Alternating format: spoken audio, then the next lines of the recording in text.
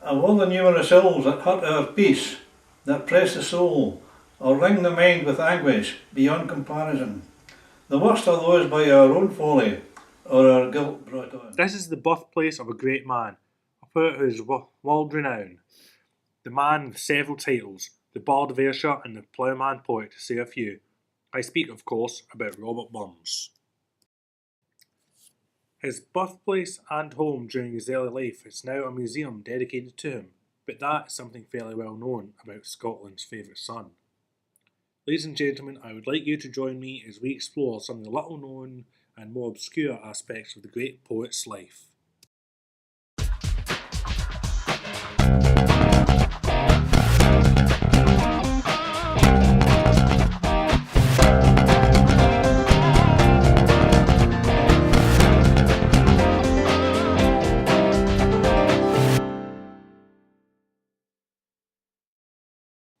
Possibly the earliest fact that isn't that widely known about Burns is that he was born Robert Burnish.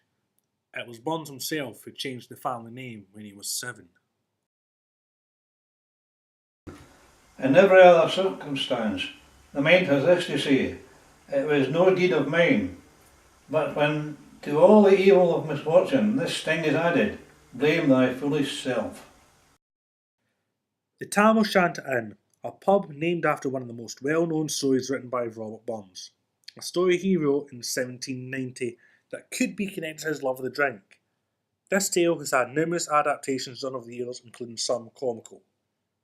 The next little piece of information that's a bit obscure is the fact that when he left home on 27th of November 1786 for Edinburgh, he did so on a borrowed pony.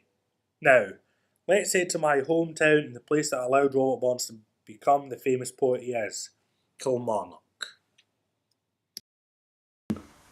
Or worse or far, the pangs of keen remorse, the torturing, gnawing consciousness of guilt perhaps when we've involved others, the young, the innocent, who fondly loved us, nay more, that very love their cause of ruin. It was John Wilson of this town, Kilmarnock, whom Burns owes his fame, as it was he who first published the poet's work.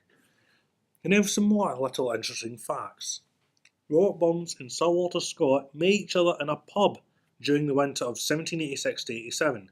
They were drinking and Burns hearing a poem he liked, asked those at the pub if any of them knew what it was called. Walter Scott was the only one that knew and told Burns the name of the poem. It was their first and last meeting. Another thing that may not be widely known is that Burns has had numerous commemorative stamps. The Soviet Union was the first to do so in 1956 on the bicentenary of his death. 4 stamps were released, priced at 19p, 25p, 41p and 60p. Old Lang Syne was written by Robert Burns in 1788 and is one of Scott's more famous poems, which is used as a song. It is well known around the world, especially in the English-speaking countries. The song very quickly began being sung on Hogmanay or New Year's Eve as a Scottish custom and soon spread to other parts of the British Isles. As Scots began emigrating around the world, they, alongside other Brits, took the custom and introduced it to new countries. Besides celebrating the New Year, Auld Lang Syne is widely used to symbolise other endings and beginnings, including funerals, graduations, the end of a party and the election of a new government. The song has also been associated in particular in Scotland with celebrations and memorials of Robert Burns. It is also commonly sung at the end of a ceilidh. Burns's poem has even been included in the mass media due to its popularity around the world. A notable example is near the end of the 1989 film Ghostbusters 2. Thousands of citizens of New York sing the song which bands the city together in love and peace, which has an adverse effect on the film's antagonist, who has been growing stronger through the city's misery and negativity. These positive feelings weaken the villain, allowing the Ghostbusters to deal with him.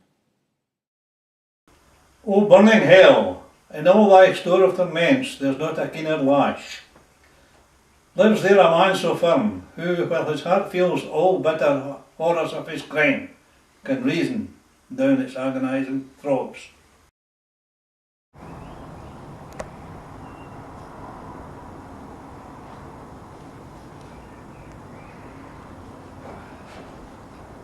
This is the Bolland Monument in Gay Park, Kilmarnock. It's used as a venue for marriage and ceremonies. It also has an archive full on family information from all over Kelly, and it also contains some documents belonging to the Kilmarnock Bonds Group. This is the final part of our adventure. I thought it would be appropriate to end Boyd's death, since we started with his birth. When Bolland's health began to fail, the doctor recommended that Bonds take regular dips and the sea regularly to improve his condition. Unfortunately, it resulted in the exact opposite, caused his already frail health to deteriorate and eventually led to his death. His wife was heavily pregnant at the time when he died. She gave birth to their last son, Maxwell Bonds, 6 days after Robert Bonds died, during Robert Bonds' funeral. And, after proper purpose of amendment, can firmly force his jarring thoughts to peace. O happy, enviable man! O glorious magnanimity of soul!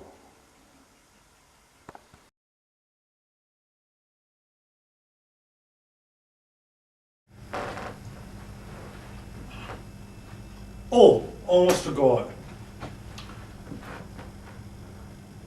The poem that you've been heard recited on and off throughout this entire production was Robert Bonds' Remorse, which was read by my grandfather, William Bonds.